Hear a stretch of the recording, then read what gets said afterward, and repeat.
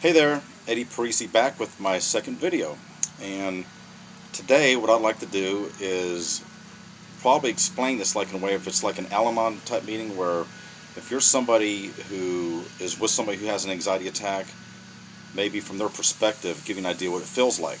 And the first way I would like to describe this would be imagine you're at the carnival and you've got that ride where you stand up with your back up against the wall and the thing spins in a circle like this and everybody's facing each other. And this thing starts spinning in a circle and it's going around and around and around and your stomach's starting to tickle and you're getting a little bit dizzy and you can feel the inertia of the ride.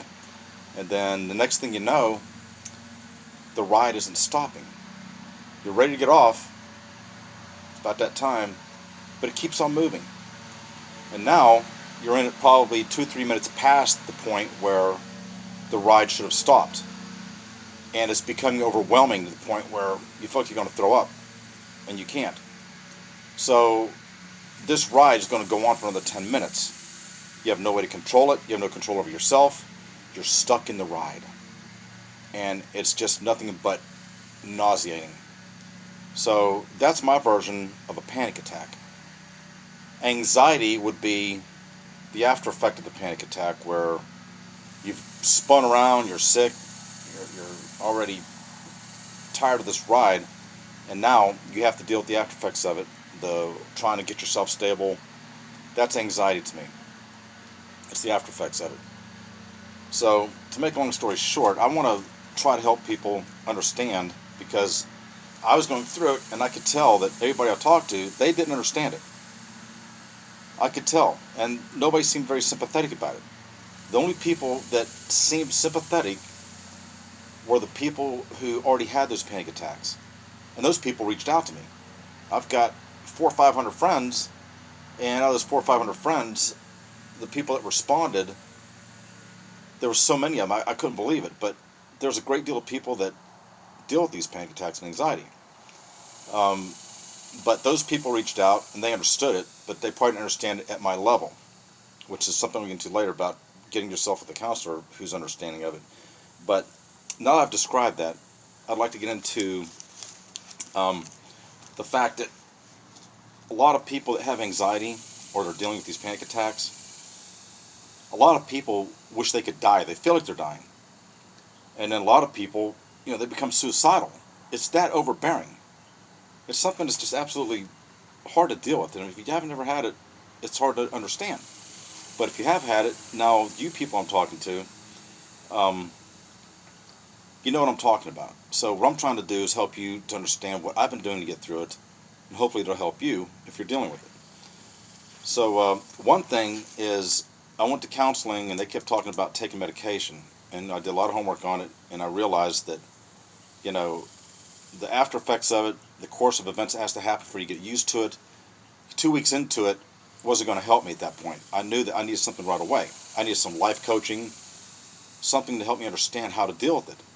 But the counselor wasn't willing to deal with that. So I found a couple things that I can tell you that if you were going to choose not to take medication and you want to try this a natural form, there's a stuff called Velvet Bean. It's very good. It's Mucuna, Mucuna, or Velvet Bean.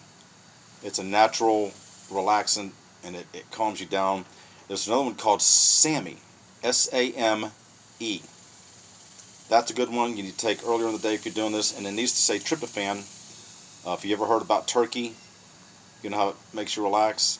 Tryptophan. I take that before I go to sleep at night. One thing I know you shouldn't do, because I was with a woman for 13 years and I've seen her go through these things, and she liked to drink alcohol and it never helped her. So what I'm trying to tell you right now is do not turn to other things. Either take your medication from your counselor, your psychiatrist, and there's a difference in psychiatrists and psychologists. I learned that too long this way here. Psychiatrists only prescribe medicine. The psychologist deals with your mental issues. So don't drink alcohol. It's not going to fix the problem. Turning to that just going to make it worse. It's going to prolong and delay the process of healing. And it goes with anything else that you're going to be doing, like smoking pot, or pot might mellow you out, I don't know. But drugs aren't going to be the answer. Doing things like, popping pills, painkillers, or anything like that, it's not going to work. Now, I tried CBD oil. It was specifically designed for anxiety. It didn't seem to help me at all. But these other pills, I noticed an immediate relaxation on the SAMi, the Velvet Bean, tryptophan.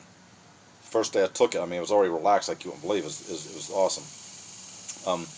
Next thing I'm going to tell you is about counseling.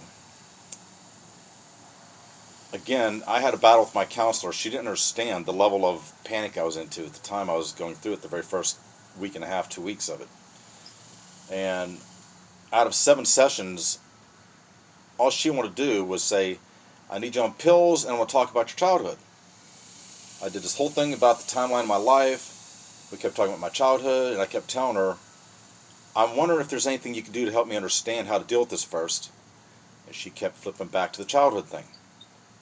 I was like, but you understand, I'm really wigging out here. I need some life coaching things. What should I be trying to do with myself? What type of things should I be looking to do to get over this? Never could come up with a straight answer from her. So I wasted about 3 valuable weeks of healing that might have been, I probably could have got over quicker if she would have entertained the idea of working with the panic first. And I emphasize this because I've got this clear in my head, in my mind. Getting rid of the panic attack is critical. That's the first stage where this happens, and that's the most scary part of this. Anxiety is scary, but it's manageable because you're dealing with it all day long. The panics are crazy. So what I'm trying to tell you is, if you get a counselor, make sure that they're sympathetic to your needs and that they have empathy towards you as a person. Because if you don't, they're not going to help you fix your problem. The problem is getting over the panic. That was the very first stage. So, make a long story short here again. Where was I going with this? So I forget here. Oh yeah, I was going to remind you the fact that most of these counselors, they haven't experienced it and healed from it, and they haven't gotten over panic or anxiety.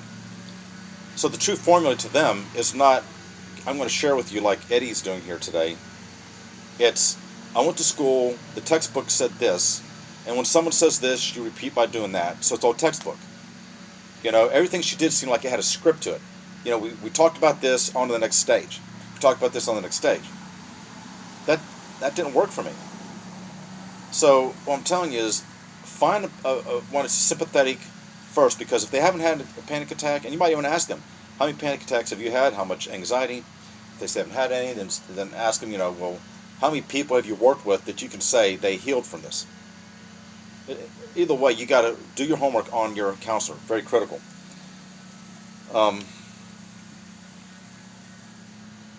Let's see here. Just hold on a second. I got to read these because I took notes so I could do this video, because I can't remember everything.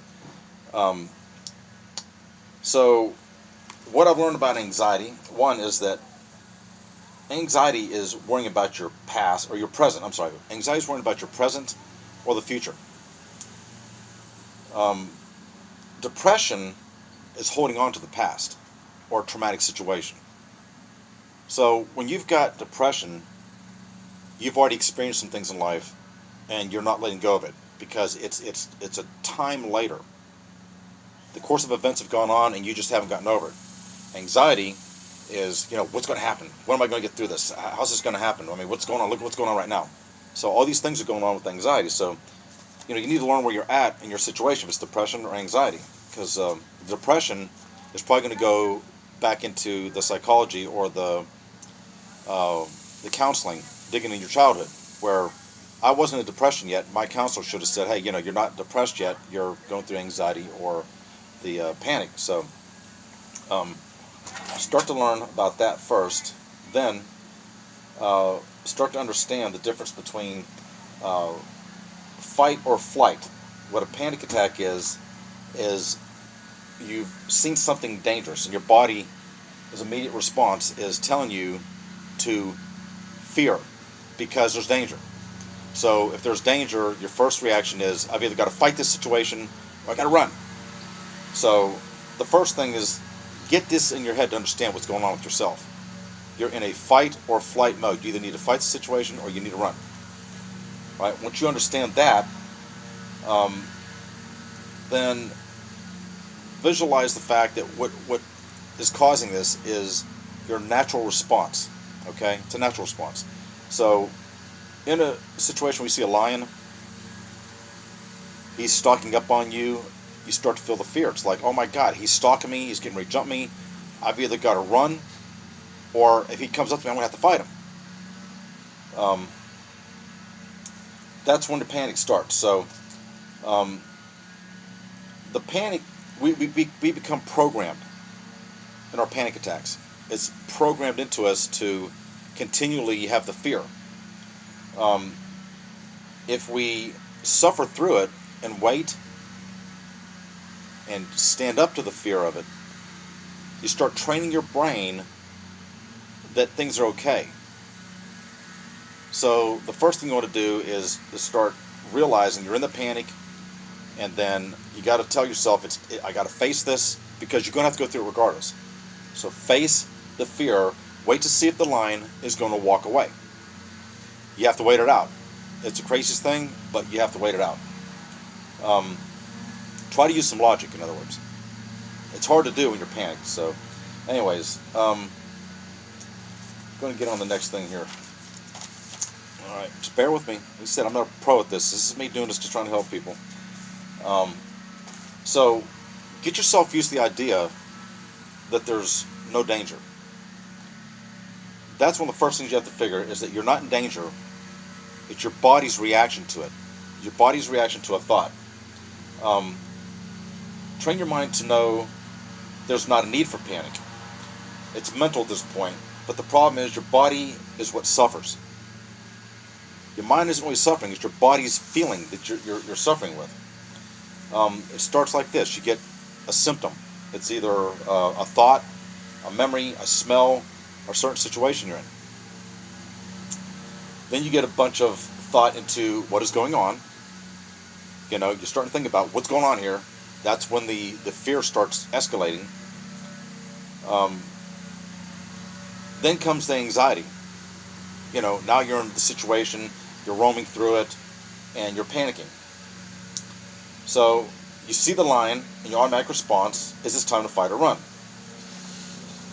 If you don't stop the process out of it, you keep the symptom alive with more thought and what you see or experiencing, then it escalates to a more scary place. And I'm trying to read this, so it's kind of hard for me to act like, I know what I'm saying, because I had to write this down so I can remember it all.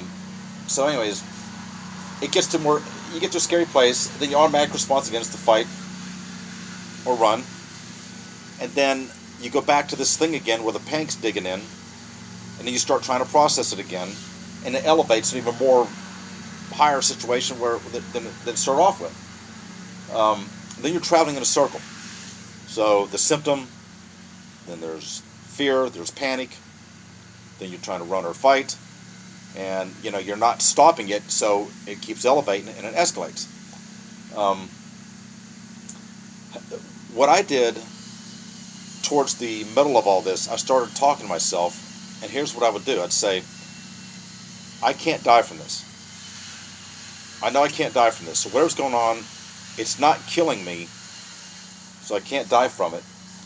And then I'd ask myself, am I in danger? Is anything here going to kill me? Is where I'm at, is this a safe place? I had to keep processing this, because that's the only way I could get to tell myself, focus. The first thing I felt the panic, then it was like, focus. Am I in a dangerous place? Because that's the only thing that would pull me out of it. I know I'm not in danger, so what I have to do is start thinking to myself, focus on the safety factor. You're okay. Things are good. You have to accept how it feels. You have to accept the pain, the suffering. You have to accept it. I still go through this. And, I get to the point and tell myself, all right, I've already done this. I've already experienced it. I know I'm not going to die, so get used to it. The idea is to eventually just resume what you were doing as if nothing happened. You got to keep telling yourself, I'm going to finish this, I'm going to get through it, and I'm going to get to the place where I was before this, which was hopefully in a decent mind, or, in a happier place. And don't focus on the fear. That's probably the worst thing you can do, is focusing on the fear. Because that's what makes it scary. Thinking about where the fear is. One thing that I did learn, and I've tried this, and it makes sense, is to exercise yourself to the point where you get your heart pumping, because what that does is that gives your body the automatic response to fight or flight, and then you have gotten through it. It's like an automatic thing there. And then it mimics the running. In other words, where you ran from a situation there was danger, then you've got yourself to the point where you mimicked the fear. So doing exercise is good for you, because it trains your body that after you get through the fear, everything's okay. And that you've survived an attack. So you train yourself to know that you're okay, that you're not in an attack, and now you're safe. So with this being said, I want to end this one today. It's Eddie Parisi, and I hope and I pray that you're doing good, and that, something I've said is helping you.